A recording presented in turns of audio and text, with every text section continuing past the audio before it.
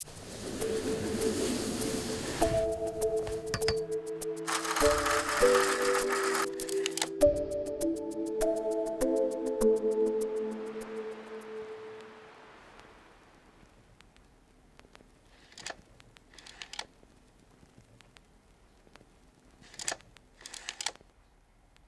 évidemment, j'aurais aimé vivre dans une chocolaterie. Ça, c'est évident. J'avais cette édition, je l'ai eue, j'avais 7 ans. Je pense que tout ce que je voulais faire dans la vie, c'était lire et manger. Donc ça collait assez bien. Mais je crois qu'il y a aussi l'idée au début du livre, quand Charlie vit avec ses 4 grands-parents et ses parents dans une petite maison insalubre, ils n'ont pas d'argent. Et l'idée qu'il habitait avec ses 4 grands-parents, qui étaient tous dans le même lit certes, mais il y avait cette idée de famille extrêmement présente autour de lui, qui fait que cette misère n'était pas si dure. Et au fur et à mesure de l'histoire, évidemment, on arrivait dans la chocolaterie, il y avait des rivières de chocolat, de l'herbe en sucre de menthe, des bonbons qui fondent jamais, et ça me paraissait extraordinaire. Après, aujourd'hui, évidemment, les Oompa Loompas qui m'amusaient beaucoup enfant et dont j'avais l'impression qu'ils étaient un peu comme des enfants. Maintenant, en relisant effectivement l'histoire de ces petits pygmées ramenés d'Afrique où ils n'ont rien à manger et qui travaillent dans l'usine où ils sont très contents, je pense qu'aujourd'hui, ça me poserait un petit peu plus de... J'aurais un peu plus de mal avec ça, mais voilà, c'était le livre refuge de mon enfance. Je pense que c'est le livre que j'ai le plus lu et relu.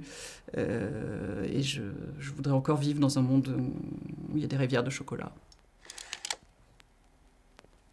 Quand j'étais enfant, et ça a peut-être laissé des traces dans ma vie actuelle, j'avais du mal à différencier les personnages dont j'étais amoureuse, j'étais très amoureuse, les personnages dont je voulais être l'amie et les personnages que je voulais être. Je ne faisais pas bien la différence entre les trois. On l'appelait Spider-Man à la récré, tout le monde parlait de Spider-Man, on faisait Spider-Man sans savoir. Je pense que je sais qu'il y a eu un film, je ne l'avais pas vu, j'avais pas de comics à l'époque, mais je savais très bien qui était Spider-Man. Et c'est surtout un super pouvoir d'animal. Il avait le super pouvoir d'une araignée, je trouvais ça incroyable. D'autant plus que j'avais pas peur des araignées et je pense que j'en tirais une certaine fierté à l'époque. Et voilà, Spider-Man, c'était, je pense, un héros auquel je pensais pouvoir ressembler. Voilà. Et je n'ai jamais cessé d'être amoureuse de lui, je crois.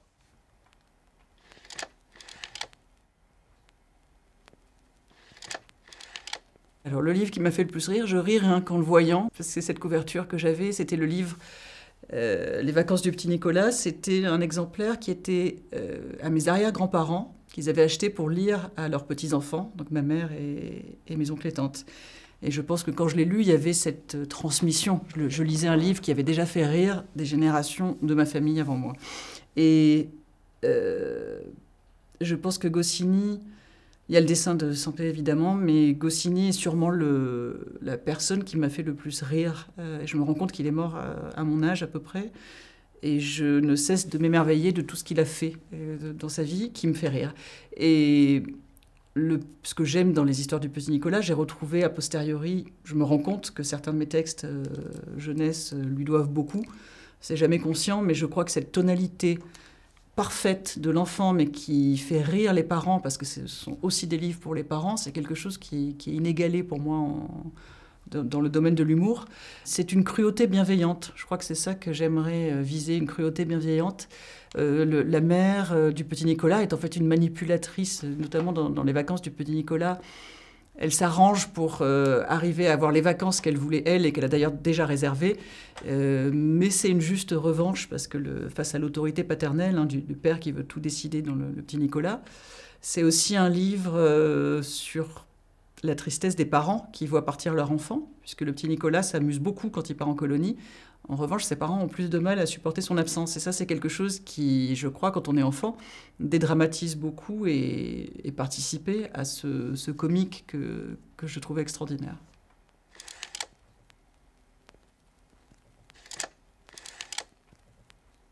Alors, Peter Pan était indéniablement un personnage qui me terrifiait. Enfin, rien qu'en voyant le dessin de Disney, il reste terrifiant, je trouve, avec ses oreilles de faune et puis il n'en voit pas, mais ses dents de lait qui sont jamais tombées. Je l'avais découvert au cinéma. Et autant le Capitaine Crochet, le crocodile, ne me faisait pas peur du tout, autant ce petit être vert bondissant me terrifiait. Je n'aimais pas l'idée il convainquait des enfants de quitter leurs parents. Je trouvais ça très cruel. Et puis, il voulait que tout le monde devienne sa maman, ce que je trouvais aussi un peu absurde.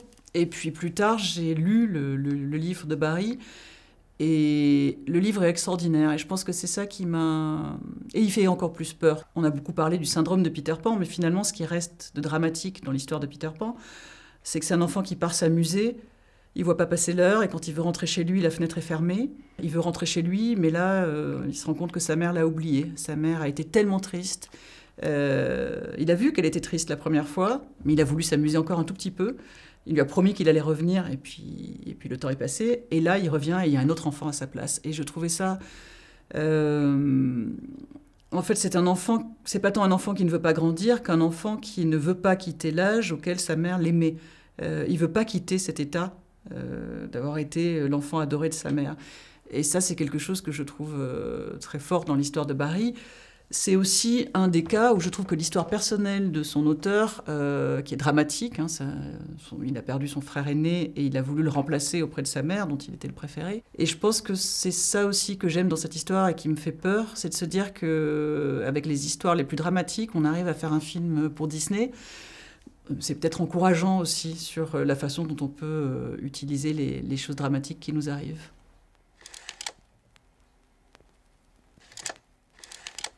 Je me souviens me dire que j'aurais aimé être Émile. Alors, j'avais pas les albums de Dungerer pour plus petit. J'ai jamais lu Les Trois Brigands quand j'étais enfant ou Le Géant de Zeralda. En revanche, Émile, c'était un... Alors, c'est drôle parce que j'ai le souvenir de quelque chose d'extrêmement coloré, alors que c'est un livre quasiment... Il y a deux couleurs, ce vert et le brick à l'intérieur du livre.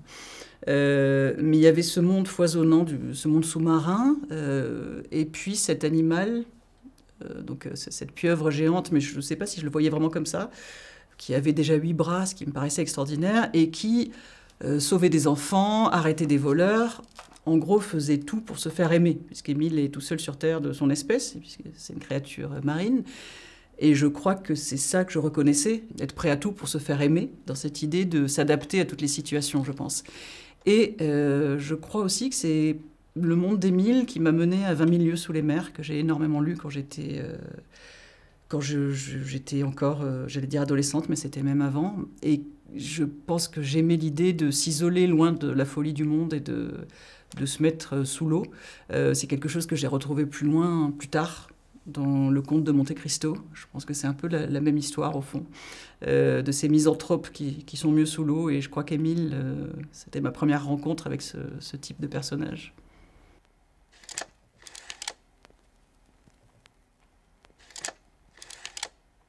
J'ai 4 ans sur cette photo et je suis en Écosse. Donc je pense que ce que j'aime dans cette photo, parce que je l'ai toujours près de moi, c'est qu'il y a deux choses que j'aime énormément dans la vie, dont j'ai besoin, c'est la nature, donc en plus les fougères, j'aime énormément les fougères, et l'histoire. Là, je suis à côté, alors ça se voit pas, mais du château de Stirling en Écosse, dont je me souviens, visiter un château ancien, ça m'impressionnait. Et je pense que c'est deux choses dont j'ai toujours besoin, deux univers que je mets dans tous mes livres, adultes ou enfants. La nature et l'histoire, les choses qui se sont passées avant nous. Et surtout, ce qui me touche dans cette photo, c'est que j'ai l'air très heureuse, alors que je n'ai pas le souvenir d'une enfance heureuse. Et ça me fait beaucoup réfléchir sur ce dont on se souvient, et ce que c'est que l'enfance, la complexité de cet état où on peut à la fois être extrêmement heureux et extrêmement malheureux. Et je pense que c'est quelque chose que je garde toujours en tête quand j'écris. C'est que j'écris pour des enfants parfois malheureux, mais aussi pour des enfants heureux. En tout cas, je sais que j'écris pour des enfants dont peut-être j'essaie toujours de me souvenir de ce que j'étais enfant, mais je ne sais pas si on y arrive. Et cette photo me rappelle à quel point c'est compliqué. J'aimerais que l'endroit où je préfère écrire soit mon bureau. Ça serait pratique. J'ai un bureau, mais il est tellement encombré que je ne peux pas m'en approcher. Et en plus, il est dans ma chambre, ce qui ce qui me décourage totalement quand je veux mettre au travail. Alors que là, je suis dans ma cuisine. Alors dans ma cuisine, il y a un semblant de végétation, parce que j'ai besoin de nature, mais je fais tout mourir et j'habite à Paris, donc je me mets à côté de ce que j'appelle ma nature. J'ai un lapin aussi qui se promène dans cette cuisine, enfin il se promène partout, mais là il est à mes pieds et je pense que j'ai comme ça l'impression que je suis en contact avec les éléments. Et ça me permet aussi de faire la cuisine en même temps, qui est quelque chose que j'aime beaucoup quand je m'arrête. Et je suis installée sous une carte du monde, une carte de Ali Idrissi, un géographe du XIIe siècle, qui représente le monde connu, mais depuis son point de vue à lui, c'est un géographe arabe, et ce monde est à l'envers par rapport à la façon dont on le représente nous. Et je pense que j'aime beaucoup l'idée qu'il faut toujours regarder les choses, il faut toujours retourner la réalité, exactement comme Alice grandit ou rapetisse. Il faut arriver à retourner la réalité, et c'est quelque chose auquel je pense quand je travaille.